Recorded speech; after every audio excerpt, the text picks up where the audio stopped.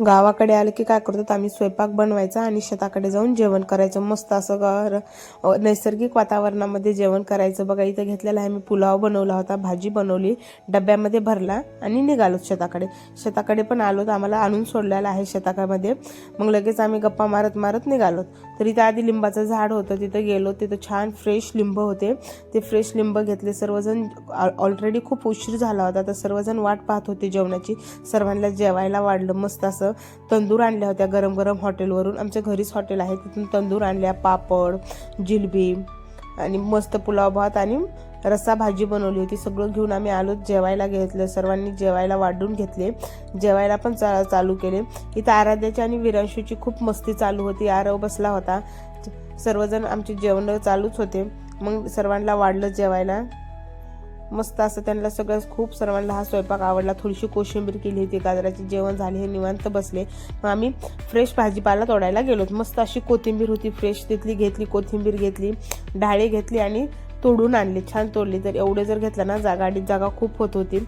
इथं शेंगा, वाटाण्याच्या शेंगाकडे गेलो.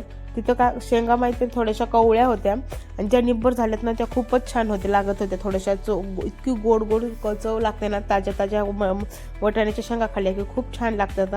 इतकं त्या शेंगा तोडल्या छान. बघा ह्या अशा निब्बर पाहून खालून तोडाव्या लागतात. वेल असतात त्याची, थोडेसे खाली वरी केले की ते छान दिसतं. हळूहळू दिवस मावळत होता.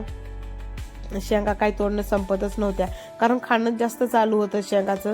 शेंगा कधी तोडणं होणार, तरी बी तर असं कसं करून जास्त आम्ही ह्या दोघी तिघीने आम्ही ह्या शेंगा तोडलेल्या आहेत. ते एक चांगलं हे भरलं आम्ही, एक छान पिशवी भरून घेतली. मेथीची शेपूची भाजी घेतली आम्ही आणि बघा निघालेल्या आहेत. आता घराकडे निघालो.